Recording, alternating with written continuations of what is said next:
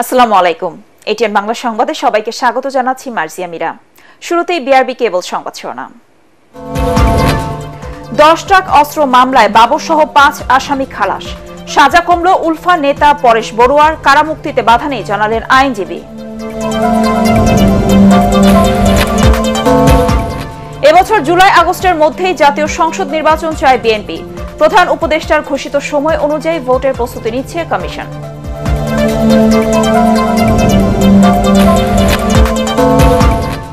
পূর্বাঞ্চলে জালিয়াতি করে বরাদ্দ নেয়ায় বাতিল হচ্ছে শেখ হাসিনা ও তার পরিবারের 6টি প্লট। জয়ের বিরুদ্ধে অর্থ পাচারের অভিযোগ, তদন্তে দুদক। আগামীতেও যারা তরুণ প্রজন্মের ভাষা বুঝতে ব্যর্থ হবে তাদের পরিণতি স্বৈরাচার আওয়ামী লীগের মতোই হবে, হুঁশিয়ারি হাসনাত আব্দুল্লাহর।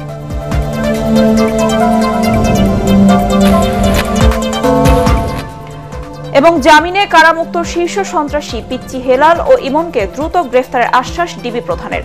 সন্ত্রাসী দুর্নীতিবাজদের বিরুদ্ধে জিরো টলারেন্স। শুনছিলেন বিআরবি কেবল সংবাদ শিরোনাম। এবার বিস্তারিত। বহুল আলোচিত 10 ট্রাক অস্ত্র মামলায় যাবজ্জীবন কারাদণ্ড থেকে খালাস পেলেন সাবেক স্বরাষ্ট্র প্রতিমন্ত্রী লুৎফুজ্জামান বাবর সহ 5 আসামি।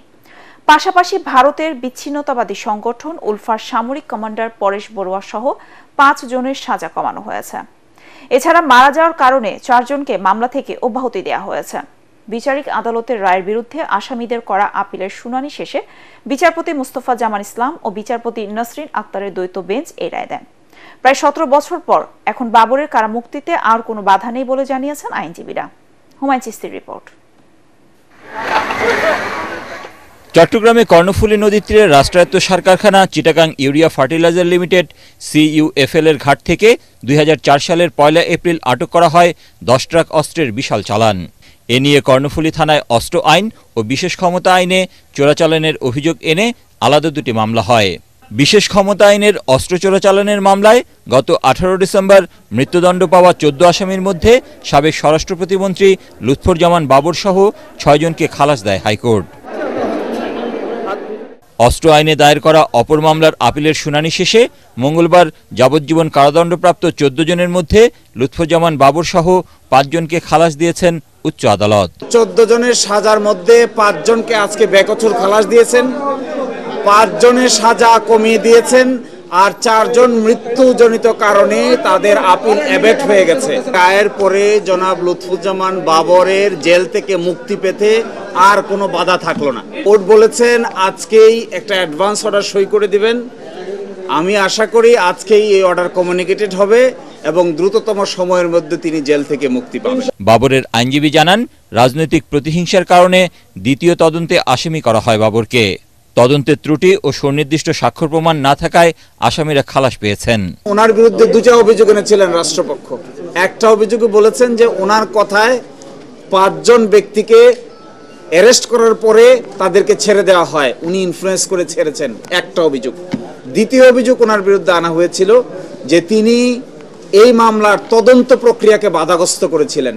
এই দুটোর ব্যাপারে এই আদালতের ফাইন্ডিং হলো যে 5 জনকে ওনার ইনফ্লুয়েন্সে ছেড়ে দেওয়া হয় বলেছিল, আমরা রেকর্ড থেকে দেখিয়েছি এই 5 জনই আসলে জেলে ছিল, কাউকেই আসলে ছাড়া হয় নাই। এই মামলায় ভারতের উলফার সামরিক কমান্ডার পরেশ বড়ুয়াকে যাবজ্জীবন থেকে কমিয়ে 14 বছর কারাদণ্ড দেওয়া হয়েছে। 10 বছর করে কারাদণ্ড দেওয়া হয়েছে NSI এর তখনকার পরিচালক অবসরপ্রাপ্ত উইং কমান্ডার শাহাবুদ্দিন আহমেদ, উপপরিচালক অবসরপ্রাপ্ত মেজর লিয়াকত হোসেন সহ 4 জনকে।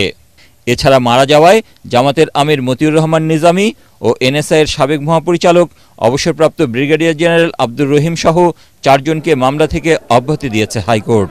রায়ের পর উল্লাস করেন বাবরের নির্বাচনী এলাকা নেত্রকোনা 4 আসনের বিএনপি নেতাকর্মীরা। কোনো বাধা থাকলো না। হুমায়ুন চিস্তি, এটিএন বাংলা, ঢাকা। কোর্ট বলেছেন জিয়া অরফানেজ ট্রাস্ট দুর্নীতি মামলায় 10 বছরের সাজার বিরুদ্ধে বিএনপি চেয়ারপারসন বেগম খালেদা জিয়ার করা আপিলের রায় কাল। শুনানি শেষে রায়ের দিন ঠিক করেছেন প্রধান বিচারপতি সৈয়দ রেফাত আহমেদের নেতৃত্বাধীন 5 বিচারপতির আপিল বিভাগ। 4 দিন শুনানি শেষে রায় ঘোষণার জন্য এই দিন ধার্য করা হয়েছে।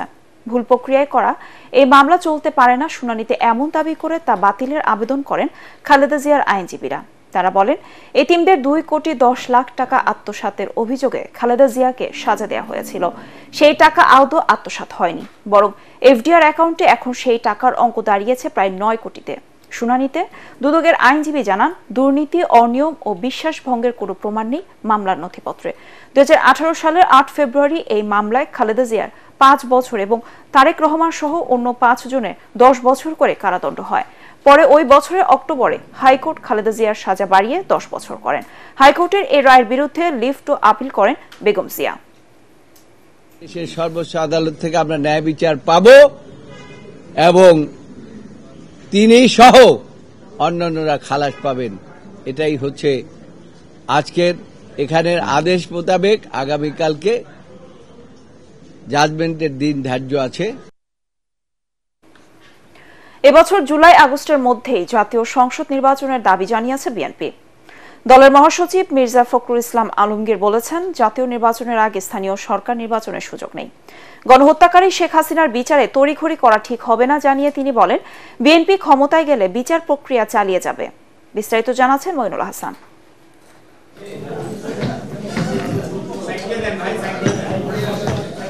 স্থায়ী কমিটির সবশেষ বৈঠকে সিদ্ধান্ত জানাতে চেয়ারপারসনের গুলশান কার্যালয়ে সংবাদ সম্মেলনে হাজির হন বিএনপি মহাসচিব মির্জা ফখরুল ইসলাম আলমগীর। আবারও দ্রুত জাতীয় নির্বাচনের দাবি জানিয়ে তিনি বলেন, কালক্ষেপণ করা হলে সুযোগ নিতে পারে ষড়যন্ত্রকারীরা। আমরা মনে করি যে এই বছরই মাঝামাঝি সময়, অর্থাৎ আপনার জুলাই আগস্ট এর মধ্যেই নির্বাচন সম্ভব। নির্বাচন কমিশন গঠন হয়ে গেছে, স্টেবিলিটি এসছে আপনার গভর্নেন্সের মধ্যে, গভর্নমেন্টের মধ্যে। নির্বাচন সংস্কার সংক্রান্ত যে কমিটি, সেটার মধ্যে রিপোর্ট এসে যাবে। সুতরাং আমার মনে হয় না যে এটা আমরা আরও বিলম্বিত করার প্রয়োজন আছে, কারণ যত বিলম্ব হচ্ছে ততই রাজনৈতিক এবং অর্থনৈতিক সংকট আরও বৃদ্ধি পাচ্ছে। জাতীয় নির্বাচনের আগে স্থানীয় সরকার নির্বাচন আয়োজনের বিরোধিতা করেন বিএনপি মহাসচিব। বিএনপি জামাতের মধ্যে কোনো টানাপোড়েন নেই বলেও দাবি করেন তিনি। এরকম একটা ক্রিটিক্যাল মোমেন্টে জাতীয় সংসদ নির্বাচন ছাড়া অন্য নির্বাচন করার চিন্তাটা আসে কোত্থেকে? জাতীয় সংসদ নির্বাচনের পূর্বে স্থানীয় সরকার নির্বাচনের কোনো প্রশ্নই ওঠে না, কারণ এখন তো ফোকাসটা পুরো দেশের, পুরো জাতির হচ্ছে আপনার এই জাতীয় সংসদ নির্বাচনের উপরে, এবং ক্রাইসিসটা ওই জায়গাতেই। একদম তৃণমূলের যে লোকাল গভর্নমেন্ট, সেটা তো হচ্ছে ইউনিয়ন পরিষদ। তো সেই ইউনিয়ন পরিষদ যদি বাতিলই না করা হয়ে থাকে, তাহলে সেখানে নির্বাচন কিভাবে? রাজনৈতিক সরকার ক্ষমতায় এলে গণহত্যাকারী শেখ হাসিনার বিচার প্রক্রিয়া বাধাগ্রস্ত হতে পারে এমন আশঙ্কা উড়িয়ে দিয়ে তিনি বলেন, কৃতকর্মের জন্য আওয়ামী লীগকে অবশ্যই শাস্তি পেতে হবে। আমরা এবং জামাতে ইসলাম সবচেয়ে বেশি এফেক্টেড হয়েছি, আমাদের উপরে তো অত্যাচারটা সবচেয়ে বেশি হয়েছে। তা আমরা ফ্যাসিস্টদের বিচার করবো না তো কে বিচার করবে? আর যদি আমরা ক্ষমতায় আসি, কে করবে? আর যেটা শুরু হয়েছে, এখান থেকে সরে যাওয়ার কারো কোনো উপায় নেই। অবশ্যই বিচার হবে, কিন্তু আবার বিচার তড়িঘড়িও করা যাবে না। তড়িঘড়ি করলে এই বিচার কিন্তু প্রশ্নবিদ্ধ হয়ে যাবে। সংবাদ সম্মেলনে নিত্যপণ্য ও সেবার উপর ভ্যাট ট্যাক্স বাড়ানোর সমালোচনা করেন মির্জা ফখরুল। তিনি জানান, সীমান্তে ভারতের কাঁটাতারের বেড়া নির্মাণ নিয়ে অন্তর্বর্তী সরকারের কঠোর অবস্থানকে সমর্থন করে তার দল। মইনুল হাসান, এটিএন বাংলা, ঢাকা। প্রধান উপদেষ্টার ঘোষিত সময় আগামী জাতীয় সংসদ নির্বাচন আয়োজনের প্রস্তুতি নিচ্ছে নির্বাচন কমিশন। জাতিসংঘ উন্নয়ন সংস্থা ইউএনডিপির 5 সদস্যের প্রতিনিধি দলের সাথে বৈঠক শেষে তথ্য জানান নির্বাচন কমিশন সচিব আখতার আহমেদ। বৈঠকে তথ্য প্রযুক্তি দক্ষতা বৃদ্ধি ও প্রশিক্ষণ খাতে ইউএনডিপির কাছে সহযোগিতা চেয়েছে ইসি। এ সময় ইউএনডিপি প্রতিনিধিরা জানান, ভোটার তালিকা প্রণয়ন ও নির্বাচন প্রক্রিয়ায় কারিগরি সহায়তা দেবেন তারা। আগামী 10 দিনের মধ্যে এসব ক্ষেত্রে কি কি ধরনের সহযোগিতা দেওয়া যাবে তার একটি তালিকা ইসিকে দেবে ইউএনডিপি। সংস্থাটির প্রতিনিধি দল ইসি ও 4 নির্বাচন কমিশনার সহ নির্বাচনী কর্মকর্তাদের সাথে বৈঠক করেন।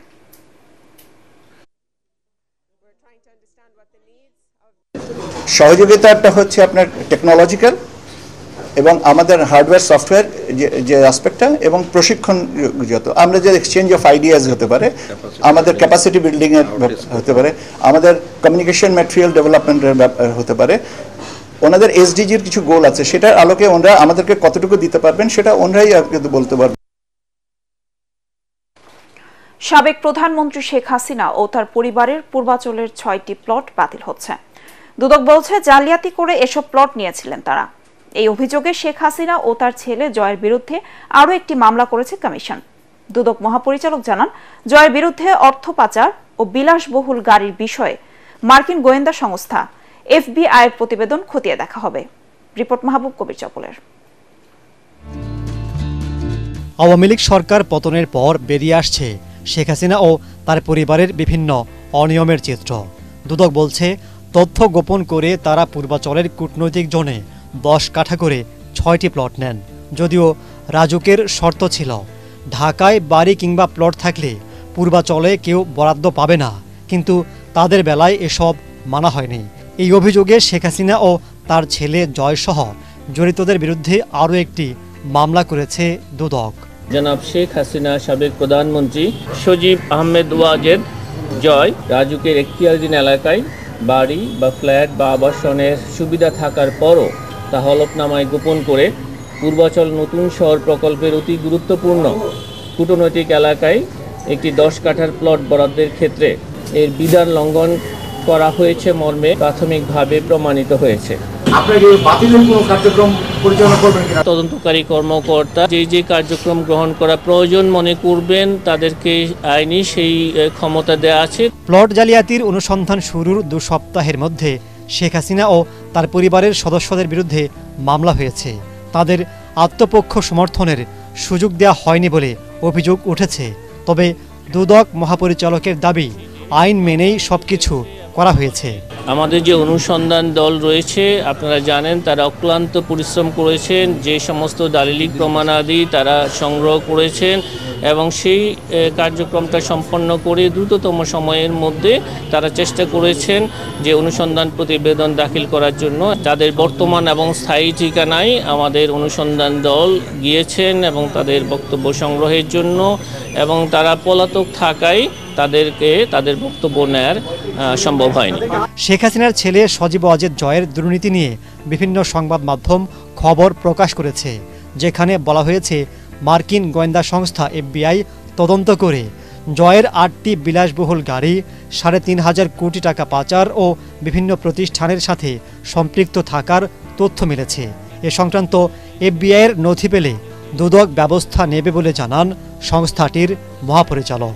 বিভিন্ন গণমাধ্যমে এসেছে, সেটা আমি দেখেছি এবং এই সংক্রান্তে কোনো সিদ্ধান্ত গৃহীত হলে আমরা অবশ্যই আপনাদের সাথে শেয়ার করব। তবে দুর্নীতির অভিযোগ অস্বীকার করে এটাকে ইউনূস সরকারের কুৎসা রটনা বলে ফেসবুকে লিখেছেন সজীব ওয়াজেদ জয়।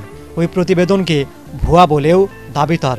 জানান, 3 বছর আগে তার স্ত্রী ক্রিস্টিনের সাথে বিচ্ছেদ হয়ে গেছে।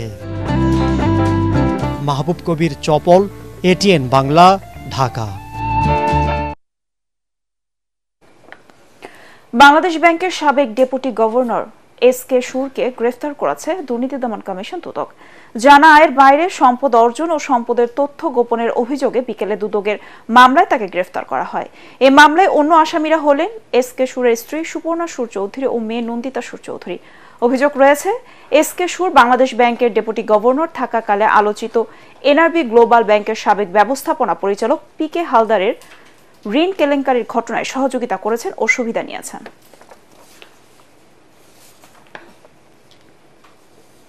বিনিয়োগ সংস্থাগুলোকে এক ছাতার নিচে আনার নির্দেশ দিয়েছেন প্রধান উপদেষ্টা ডক্টর মোহাম্মদ ইউনূস। তিনি বলেন, বিদেশি বিনিয়োগ আকর্ষণের প্রচার সংস্থাগুলোকে এক ছাতার নিচে আনতে হবে। একই সাথে কোরিয়ান রফতানি প্রক্রিয়াজাতকরণ অঞ্চল KEPZ এর জমি অধিগ্রহণ সমস্যা আগামী মাসের প্রথম সপ্তাহের মধ্যে সমাধান করা হবে বলে জানান প্রধান উপদেষ্টা। রাষ্ট্রীয় অতিথি ভবন যমুনায় ইয়াং উ কর্পোরেশনের চেয়ারম্যান কিয়াক সুং এবং কোরিয়ান শীর্ষস্থানীয় বিদেশি বিনিয়োগকারীরা প্রধান উপদেষ্টার সাথে সাক্ষাৎ করতে আসলে তিনি এসব কথা বলেন। এ সময় বাংলাদেশে বিনিয়োগের পরিবেশ সৃষ্টির জন্য চলমান অবস্থার উন্নতি করার আহ্বান জানান কোরিয়ান ব্যবসায়ীরা। ডক্টর মোহাম্মদ ইউনূস বলেন, বিনিয়োগের ক্ষেত্রে বাংলাদেশের সবার জন্য একটি মডেল হয়ে উঠুক, সেই লক্ষ্যে কাজ করছে তার সরকার।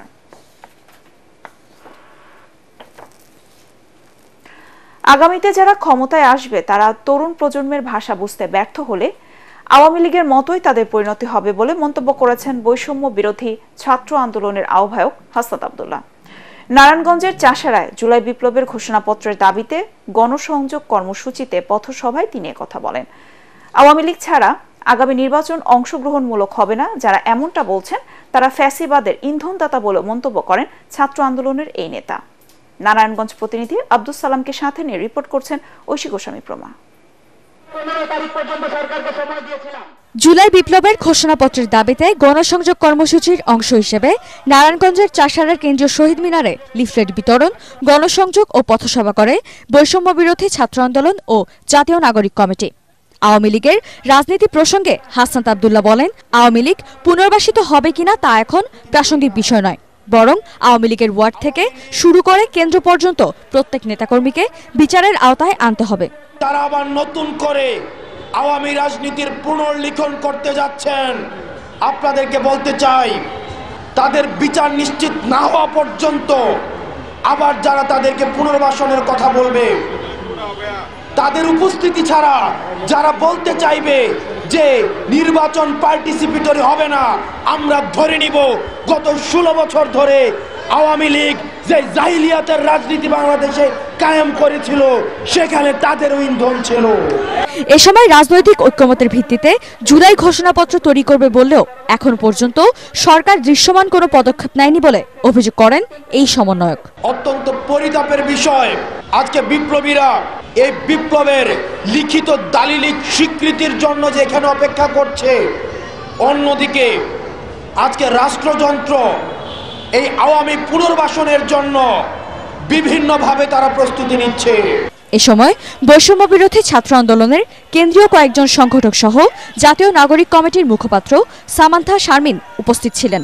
পরে দুই সংগঠনের নেতৃবৃন্দ সিদ্ধিরগঞ্জের শিমরাইল ও সোনারগাঁও উপজেলার কাঁচপুরে পৃথক পথসভায় অংশ নেন। ঐশী গোস্বামী প্রমা, এটিএন বাংলা। সীমান্তে এখন কোনো উত্তেজনা নেই, পরিস্থিতি স্থিতিশীল রয়েছে বলে জানিয়েছেন স্বরাষ্ট্র উপদেষ্টা জাহাঙ্গীর আলম চৌধুরী। ময়মনসিংহে সশস্ত্র বাহিনী, মাদকদ্রব্য নিয়ন্ত্রণ অধিদপ্তর ও কৃষি মন্ত্রণালয়ের ময়মনসিংহ অঞ্চলের কর্মকর্তাদের সাথে মতবিনিময় শেষে তিনি কথা বলেন। কাঁটাতারের বেড়ার কাজ বন্ধ রয়েছে। আগামী মাসে বিজিবি ও বিএসএফ এর মধ্যে ডিজি পর্যায়ের বৈঠকে এ বিষয়ে আলোচনা হবে। ভারতের সাথে যেসব অসম চুক্তি আছে সেগুলো নিয়েও আলোচনা হবে বলে জানান স্বরাষ্ট্র উপদেষ্টা। ভিতরে ছিল উত্তেজনা নাই, এখন পরিস্থিতি মোটামুটি স্বাভাবিক অবস্থায় আছে। এখন তারাও আর কাঁটাতারে বেড়া নির্মাণ করতেছে না, এখন একটা অবস্থায় আছে, স্থিতি অবস্থায় আছে। প্লাস আমরাও বলছি যে আগামী মাসে ডিজি পর্যায়ে বিজিবি এবং বিএসএফ এর ডিজি পর্যায়ে একটা মিটিং আছে, ওই মিটিংয়ে এইগুলি আলোচনা হবে। পিলখানা হত্যাকাণ্ডে সাবেক প্রধানমন্ত্রী শেখ হাসিনা ও তার সরকারের চক্রান্ত ছিল বলে মন্তব্য করেছেন আন্তর্জাতিক খ্যাতিসম্পন্ন আলোকচিত্রী শহীদুল আলম।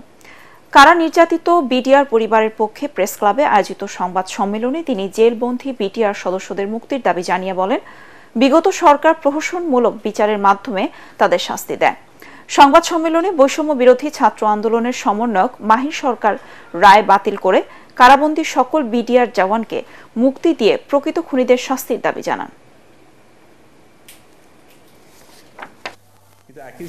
বাংলাদেশের স্বাধীনতা এবং সার্বভৌমত্ব বিরোধী যেই পিলখানা হত্যাকাণ্ডের রায় হাসিনার সময়ে দেখেছি, সেই রায় যেন বাতিল করা হয়। নতুন বাংলাদেশের স্বপ্ন আমরা দেখি, সেই বাংলাদেশে এই ধরনের অবিচার কখনোই হবে না এবং সকল বিডিআর যাদের প্রতি অন্যায় অবিচারে এইভাবে রাখা হয়েছে তাদেরকে মুক্ত করা হবে, তারপরে একটা সুষ্ঠু তদন্ত হবে। বাংলাদেশ থেকে আরো দক্ষ ও আধা দক্ষ জনশক্তি নিতে কুয়েতের প্রতি আহ্বান জানিয়েছেন রাষ্ট্রপতি মোহাম্মদ শাহাবুদ্দিন।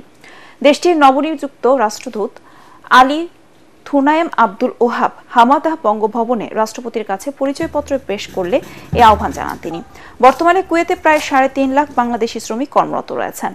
এ সময় অবকাঠামো উন্নয়ন, জাহাজ নির্মাণ ও জ্বালানি সহ বিভিন্ন খাতে বিনিয়োগ করতে কুয়েতের বিনিয়োগকারীদের প্রতি আহ্বান জানান রাষ্ট্রপতি। তার আশা, আগামীতে দুদেশের মধ্যে সহযোগিতার নতুন ক্ষেত্র তৈরি হবে। এছাড়াও অর্থনৈতিক উন্নয়নে Kuwait fund for Arab economic ডেভেলপমেন্টের সহযোগিতা ও মিয়ানমারের রোহিঙ্গা শরণার্থী ইস্যুটি প্রাধান্য পায় আলোচনায়। এর আগে রাষ্ট্রপতির কাছে পরিচয়পত্র তুলে দেন কসোভোর নতুন রাষ্ট্রদূত লালজিম প্লানা। তাকে স্বাগত জানিয়ে বাংলাদেশ থেকে তৈরি পোশাক, ওষুধ সহ আন্তর্জাতিক মানের বিভিন্ন পণ্যের আমদানি বাড়াতে উদ্যোগ নেওয়ার আহ্বান জানান রাষ্ট্রপতি।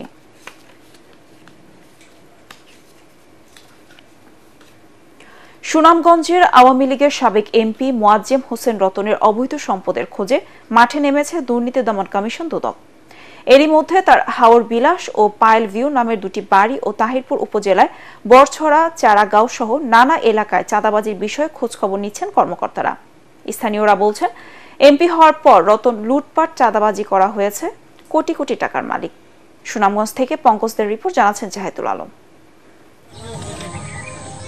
আওয়ামী লীগের এমপি হয়ে আলাদিনের চিরাগ পেয়েছিলেন সুনামগঞ্জ ১ আসনের সাবেক সংসদ সদস্য মোয়াজ্জেম হোসেন রতন।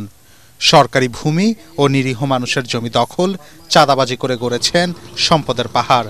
স্থানীয়রা জানান, নিজের গ্রাম ধর্মপাশায় ১০ কোটি টাকা খরচ করে বিলাসবহুল বাড়ি হাওর বাংলা তৈরি করেছিলেন রতন। এছাড়া সুনামগঞ্জ শহরের মল্লিকপুরে জেলা পুলিশ লাইন্স এলাকায় কিনেছেন কোটি টাকার বাড়ি পায়েল ভিউ। কানাডায় সম্পদ গড়েছেন এমন আলোচনাও আছে তার এলাকায়। নির্বাচনী হলফনামায় সম্পদের তথ্য গোপনের অভিযোগ রয়েছে তার বিরুদ্ধে। বছরের পর বছর এমপি থাকলেও তার নির্বাচনী এলাকায় হয়নি কোনো উন্নয়ন।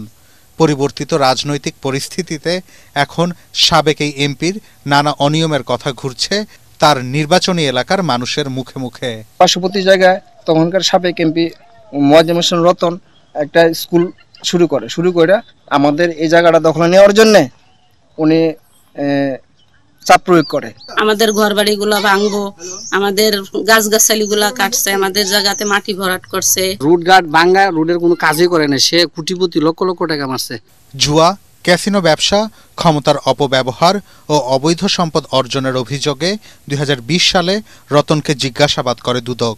নিষেধাজ্ঞা জারি হয় তার বিদেশ যাত্রায়ও। পরে ক্ষমতার জোরে এই অভিযোগ থেকে মুক্তি পান রতন। প্রত্যেকটা শুল্ক স্টেশন থেকে উনি চাঁদা নিতেন, বালু থেকে উনি চাঁদা নিতেন, প্রত্যেক জায়গা থেকেই উনার এরকম একটা চাঁদা দেওয়ার একটা প্রবণতা ছিল। ৫ আগস্টে পট পরিবর্তনের পরে আত্মগোপনে গেলেও টেলিফোনে যোগাযোগ করা হলে এসব অভিযোগ অস্বীকার করেন সাবেক এই সংসদ সদস্য। এগুলো তো কতজনে কত কথাই বলবে, তাই না? আবার যখন আওয়ামী লীগ আসবে মাঠে, ও দেখবেন দৌড়ে ফেলাবে সব। ২০০৮ সাল থেকে ২০১৮ সাল পর্যন্ত আওয়ামী লীগের হয়ে ৩ বার সংসদ সদস্যের দায়িত্ব পালন করা রতনের দুর্নীতি অনুসন্ধানে মাঠে নেমেছে দুদক পরিচালক আব্দুল মাজেদের নেতৃত্বে ৪ সদস্যের তদন্তকারী দল। Bureau report, ATN Bangla. ভরা মৌসুমে পর্যটক শূন্য সাগরকন্যা কুয়াকাটা। গত ২ বছর ধরে চলা মন্দায় হতাশ পর্যটন খাতে বিনিয়োগকারীরা। এ অবস্থায় কুয়াকাটার আধুনিকায়নে সরকারের বাস্তবমুখী পরিকল্পনার প্রত্যাশা ব্যবসায়ীদের। পটুয়াখালী প্রতিনিধি জাহিদ রিপনের রিপোর্ট, জানাচ্ছেন ফারহিন ইসলাম Tumpa.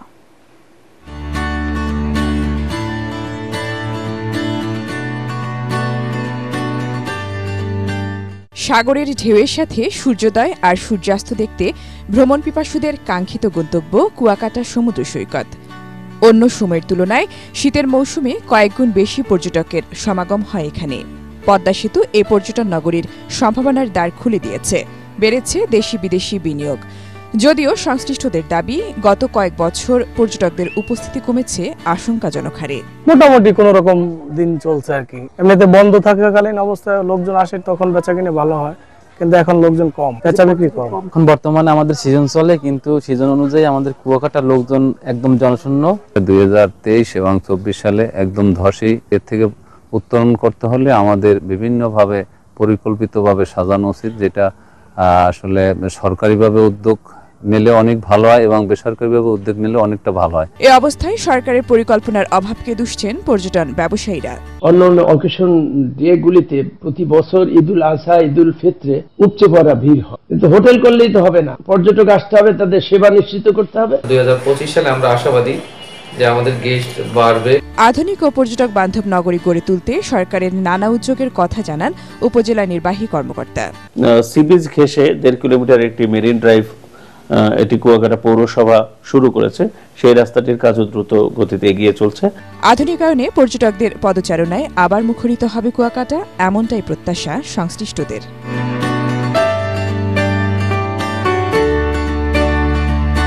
Bureau report, ATN Bangla.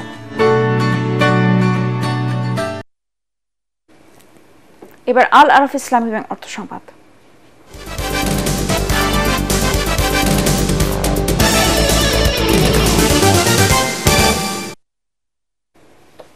সরকারের ভ্যাট ও ট্যাক্স বৃদ্ধির প্রস্তাব দেশের সার্বিক জাতীয় অর্থনীতির উপর নেতিবাচক প্রভাব ফেলবে বলে মনে করেন ব্যবসায়ীরা। জাতীয় প্রেস ক্লাবের সংবাদ সম্মেলনে ব্যবসায়ীদের শীর্ষ সংগঠন এফবিসিসিআই এর বৈষম্য বিরোধী সংস্কার পরিষদের নেতারা দাবি করেন, শুল্ক বৃদ্ধির সিদ্ধান্ত দেশের অর্থনীতির জন্য আত্মঘাতী হবে। তারা আরও বলেন, ভ্যাট বৃদ্ধির ফলে দৈনন্দিন জীবনযাত্রার খরচ আরেক দফা বেড়ে যাবে। আরোপিত ভ্যাট প্রত্যাহার করে সবার সাথে আলোচনার মাধ্যমে তা নির্ধারণের দাবি জানান ব্যবসায়ীরা। তারা বলেন, শিল্প খাত যখন নানা চ্যালেঞ্জের মুখে, তখন নতুন করে গ্যাসের দাম বাড়ানো হলে উৎপাদন খরচ বাড়বে এবং স্থানীয় শিল্প প্রতিযোগিতার সক্ষমতা হারাবে। অংশীজনদের সাথে আলোচনা না করেই মূসক ও সম্পূরক শুল্ক বৃদ্ধি করায় ব্যবসায়ী সমাজের পক্ষ থেকে আমরা গভীর উদ্বেগ প্রকাশ করছি। হঠাৎ এক কর আরোপ এবং গ্যাসের মূল্য বৃদ্ধির প্রস্তাব দেশের সার্বিক জাতীয় অর্থনীতির উপর প্রচণ্ডভাবে নেতিবাচক প্রভাব ফেলবে। দেশের অর্থনৈতিক কার্যক্রমকে স্বাভাবিক অবস্থায় এগিয়ে নিয়ে যেতে সকলেই সর্বাত্মক প্রচেষ্টা চালিয়ে যাচ্ছি। সে সময়ই অস্বাভাবিক হারে মূসক ও সম্পূরক শুল্ক বৃদ্ধির পাশাপাশি গ্যাসের মূল্য বৃদ্ধির প্রস্তাব দেশের অর্থনৈতিক অগ্রযাত্রার গতিকে থমকে দিবে। ক্লেমন পরিবারে সংযোজিত হলো নতুন ভ্যারিয়েন্ট ক্লেমন জিরো। রাজধানীর একটি হোটেলে আয়োজিত অনুষ্ঠানে ফিটনেস লাভারদের কথা চিন্তা করেই ক্লেমন এই কোমল পানীয় বাজারে নিয়ে এলো। ক্লেমনের সৌজন্যে অ্যাক্টিভ পালস 10 কিলো ম্যারাথনের এক্সপোতে জমকালো আয়োজনের মধ্য দিয়ে যাত্রা শুরু করলো ক্লেমন জিরো। অনুষ্ঠানে ক্লেমন জিরো সম্পর্কে আকিস ফুড অ্যান্ড বেভারেজ লিমিটেডের ডিরেক্টর অপারেশন সৈয়দ জহুরুল আলম বলেন, ফিটনেস বিষয়ে যাতে কোনো ছাড় দিতে না হয় সে বিষয়ে সুগার ফ্রি ক্লেমন জিরো ভূমিকা রাখবে। এই সময় সিএমও মাইদুল ইসলাম ও ক্লেমনের ব্র্যান্ড ম্যানেজার আব্দুল আজিজ সহ ঊর্ধ্বতন কর্মকর্তারা উপস্থিত ছিলেন।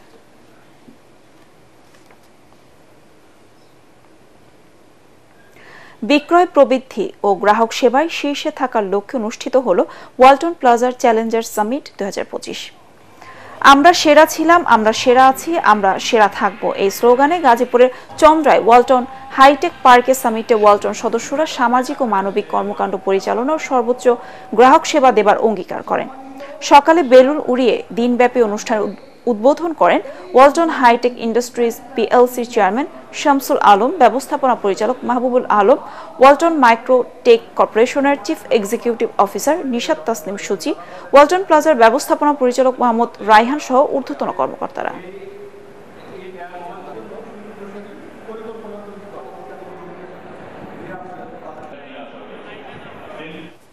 এবার সন্ধানী লাইফ ইন্স্যুরেন্স আন্তর্জাতিক সংবাদ।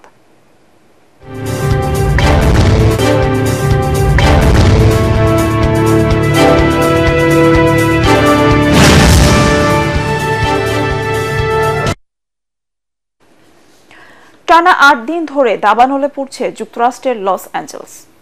কিছু এলাকায় বাতাসের গতি বাড়তে থাকায় আগুন এখনও নিয়ন্ত্রণে আনতে পারেনি ফায়ার সার্ভিস। পুড়ে গেছে অন্তত 12,500 বাড়ি। এমন পরিস্থিতিতে সহায়তার হাত বাড়িয়েছে প্রতিবেশী দেশ কানাডা ও মেক্সিকো। যুক্তরাষ্ট্রের কেন্দ্রীয় দুর্যোগ ব্যবস্থাপনা কর্তৃপক্ষ জানিয়েছে, আগুন নিয়ন্ত্রণে সেনাবাহিনী প্রস্তুত রাখা হয়েছে। এদিকে বিভিন্ন এনজিও এবং সামাজিক সংগঠনও আগুনে ক্ষতিগ্রস্তদের পাশে দাঁড়িয়েছে। আরও জানাচ্ছেন আশিকুর রহমান। নিয়ন্ত্রণে আসতে শুরু করেছিল লস অ্যাঞ্জেলেসের দাবানল, তবে বাতাসের গতি বাড়তে থাকায় আবারও তা ছড়িয়ে পড়ছে। আগুন নেভাতে হিমশিম খাচ্ছে ফায়ার সার্ভিস কর্মীরা। শহরে এখনও 3টি দাবানল সক্রিয় রয়েছে। এর মধ্যে পশ্চিম অংশে প্যালিসেইডস ও পূর্বে এটনে দাবানলের ভয়াবহতা সবচেয়ে বেশি। ক্ষয়ক্ষতির নিরিখে লস অ্যাঞ্জেলেসের দাবানল মার্কিন ইতিহাসে সবচেয়ে বড় প্রাকৃতিক দুর্যোগ হতে চলেছে। দাবানলে এরই মধ্যে লস অ্যাঞ্জেলেসের একের পর এক এলাকা পুড়ে গেছে। প্রায় 12,500 বাড়িঘর পুড়ে ছাই হয়ে গেছে। কর্তৃপক্ষ জানিয়েছে, আগুনে এখন পর্যন্ত 135 থেকে 150 বিলিয়ন ডলারের ক্ষয়ক্ষতি হয়েছে। আগুন নেভাতে আপ্রাণ চেষ্টা চালিয়ে যাচ্ছে ফায়ার সার্ভিস। আকাশ থেকে ফেলা হচ্ছে পানি ও রাসায়নিক। নানা সরঞ্জাম হাতে মাঠে নেমেছে ফায়ার সার্ভিসের সদস্যরা। আগুনের সম্পদের ক্ষতির পাশাপাশি মানুষের দুর্দশাও পৌঁছেছে চরমে।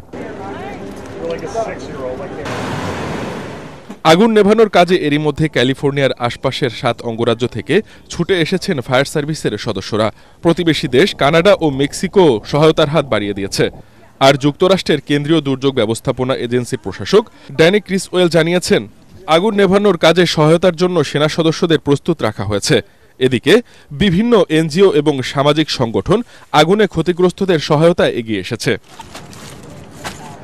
টানা 8 দিনের দাবানলে এখন পর্যন্ত অন্তত 24 জনের মৃত্যু হয়েছে। এই সংখ্যা আরও বাড়তে পারে বলে আশঙ্কা ফায়ার সার্ভিস কর্তৃপক্ষের। আশিকুর রহমান, এটিএন বাংলা। বিদায় বেলায় শক্তিশালী আমেরিকা রেখে যাচ্ছি বলে মন্তব্য করেছেন যুক্তরাষ্ট্রের প্রেসিডেন্ট জো বাইডেন।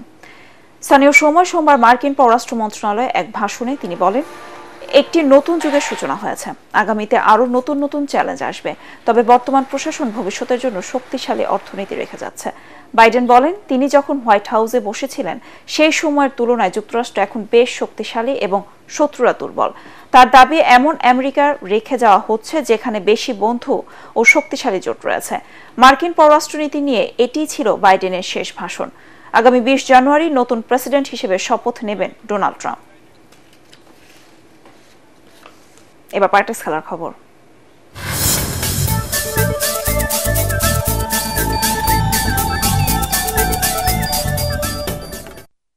মালয়েশিয়ায় অনূর্ধ্ব 19 নারী টি-20 বিশ্বকাপ ক্রিকেটকে সামনে রেখে ট্রফি উন্মোচন করা হয়েছে। কুয়ালালামপুরের পেট্রোনাস টাওয়ারের সামনে ট্রফি নিয়ে আনুষ্ঠানিক ফটো সেশন করা হয়। টুর্নামেন্টে অংশ নেওয়া 16টি দলের অধিনায়ক এতে উপস্থিত ছিলেন। আগামী 18 জানুয়ারি থেকে মালয়েশিয়ায় শুরু হবে অনূর্ধ্ব 19 নারী টি-20 বিশ্বকাপ ক্রিকেট।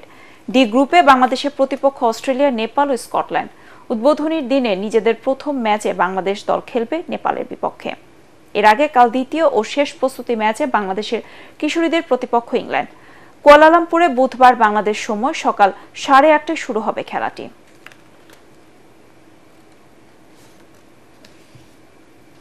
বাংলাদেশের প্রতিটি শিক্ষা প্রতিষ্ঠানে ভবিষ্যৎ খেলাধুলা বাধ্যতামূলক করা হবে বলে জানালেন বিএনপির জাতীয় নির্বাহী কমিটির ক্রীড়া বিষয়ক সম্পাদক আমিনুল হক।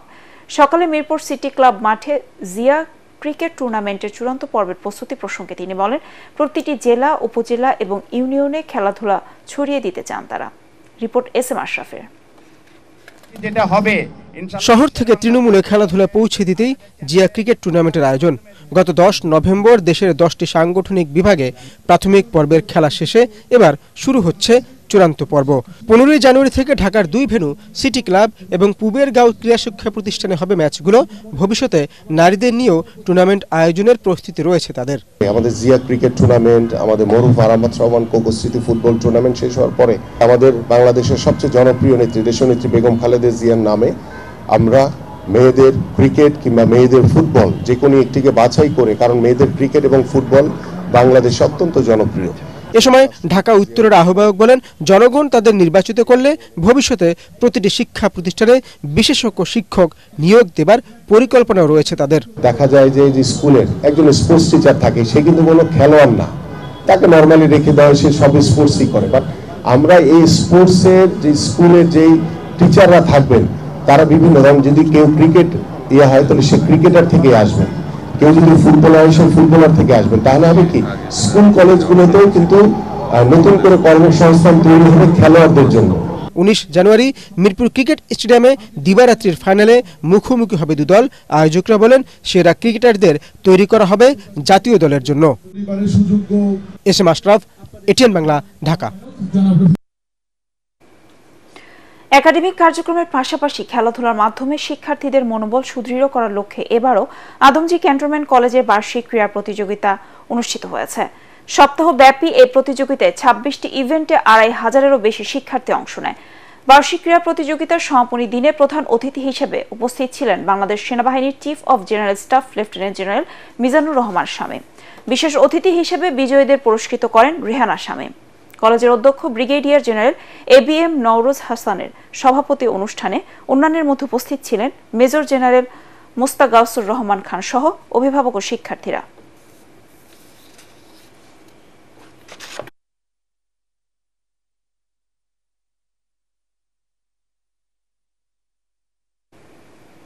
শেষ করার আগে বিআরবি কেবল সংবাদ শিরোনাম আরেকবার। 10 ট্রাক অস্ত্র মামলায় বাবরসহ 5 আসামি খালাস। সাজা কমল উলফা নেতা পরেশ বড়ুয়ার। কারামুক্তিতে বাধা নেই জানালেন আইনজীবী। এবছর জুলাই আগস্টের মধ্যে জাতীয় সংসদ নির্বাচন চায় বিএনপি। প্রধান উপদেষ্টার ঘোষিত সময় অনুযায়ী ভোটের প্রস্তুতি নিচ্ছে কমিশন।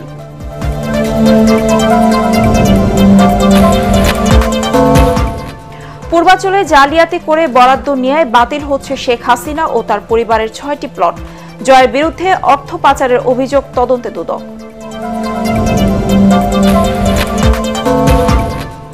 আগামীতেও যারা তরুণ প্রজন্মের ভাষা বুঝতে ব্যর্থ হবে তাদের পরিণতি স্বৈরাচার আওয়ামী লীগের মতোই হবে, হুঁশিয়ারি হাসনাত আব্দুল্লাহ।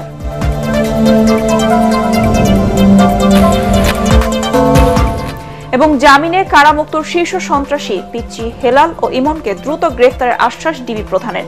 সন্ত্রাসী দুর্নীতিবাজদের বিরুদ্ধে জিরো টলারেন্স। পরবর্তী সংবাদ দেখার আমন্ত্রণ জানিয়ে এখনকার মতো শেষ করছি। এটিএন বাংলা সংবাদ ইউটিউব দেখতে ব্রাউজ করুন, youtube/ATN বাংলাদেশ। ধন্যবাদ সবাইকে।